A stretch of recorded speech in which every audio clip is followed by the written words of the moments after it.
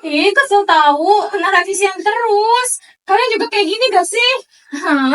Frustasi. Ih, sama aku juga revisian terus. Coba deh lihat bagian yang salah. Yang ini sistematikanya salah terus. Sama tahu aku revisian itu bagian ini juga. Oke, mending kita cari ini nggak sih penulisan topik yang benar? Bentar nih guys, aku mau PPT mengenai sistematika penulisan karya atau ilmiah yang benar. Mau lihat gak? Mau? Mau dong. Oke, sebelum kita menuliskan karya tulis ilmiah yang baik dan benar, kita harus mengetahui apa sih itu karya ilmiah? Karya ilmiah adalah serangkaian tulisan yang berisi hasil penelitian yang disusun secara sistematis dan bertujuan untuk menemukan solusi terhadap suatu permasalahan. Oke, selanjutnya yaitu sistematika karya tulis ilmiah yang baik dan benar. Yang pertama yaitu judul. Judul artikel adalah bagian pertama artikel yang bertujuan menjelaskan atau mengarahkan isi topik, serta idealnya 10-15 kata tanpa mengulangkan kata. Yang kedua yaitu nama penulis. Nama penulis berfungsi menunjukkan penanggung jawab isi artikel, serta nama ditulis lengkap tanpa ada gelar akademik. Yang ketiga yaitu instansi penulis. Instansi penulis adalah penulis secara akademis seperti universitas atau lembaga penelitian. Urutan penulisan yaitu nama program studi, fakultas, universitas, dan alamat instansi. Yang terakhir yaitu alamat email. Alamat email berguna sebagai kontak korespondensi dan hanya satu email yang dicantumkan. Oke, samping saya ada sebagai contohnya bisa dilihat. Nah, selanjutnya adalah abstrak. Abstrak adalah ringkasan singkat dari isi sebuah karya tulis atau karya ilmiah. Isinya mencakup tujuan, metode yang digunakan, hasil yang diperoleh, dan kesimpulan.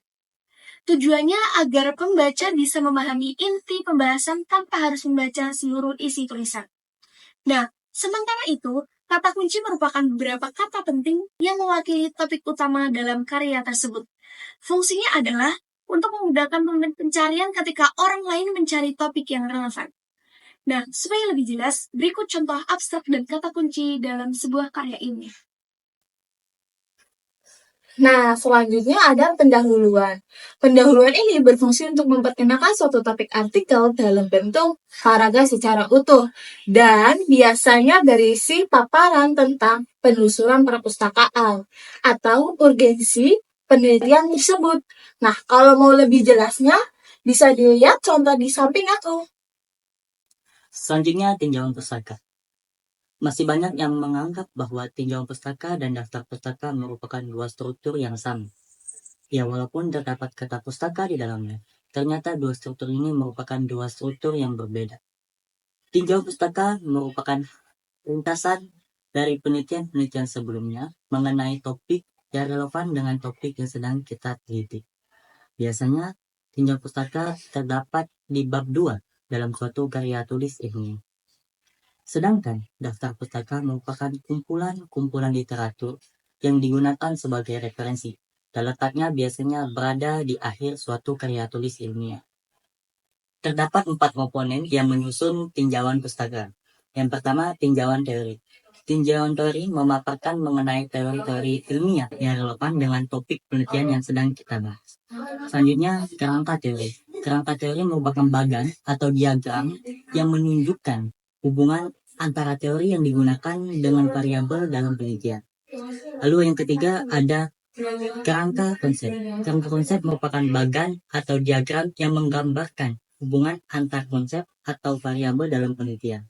Yang keempat, hipotesis. Hipotesis merupakan pernyataan sementara dalam penelitian kita yang akan diuji secara empiris.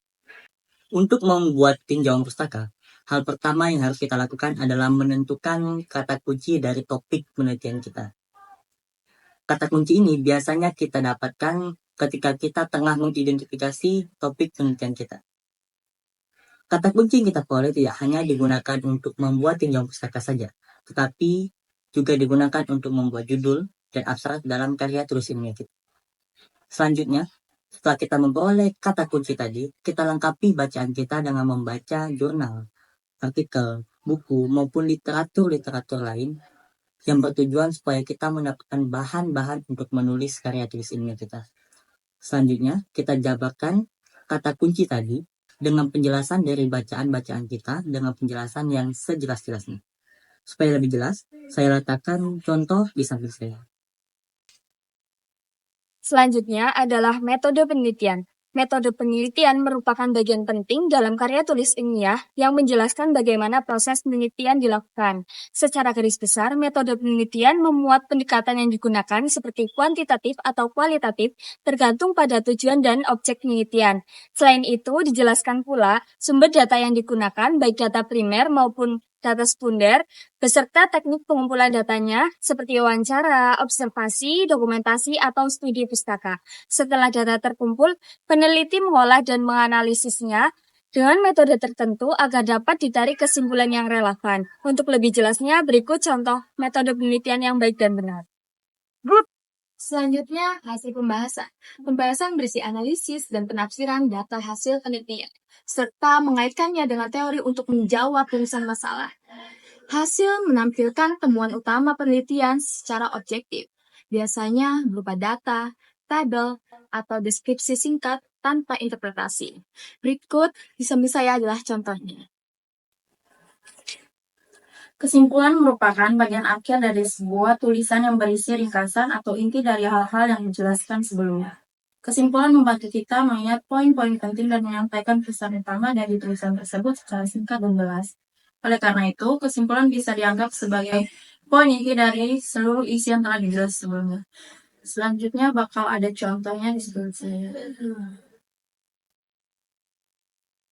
Yang terakhir yaitu daftar pustaka. Daftar pustaka adalah daftar referensi yang digunakan dalam penulisan karya tulis ilmiah. Letaknya di akhir tulisan dan berfungsi untuk memberi kredit pada sumber asli, menghindari plagiarisme, membantu pembaca mencari sumber lebih lanjut, dan juga menunjukkan kedalaman riset.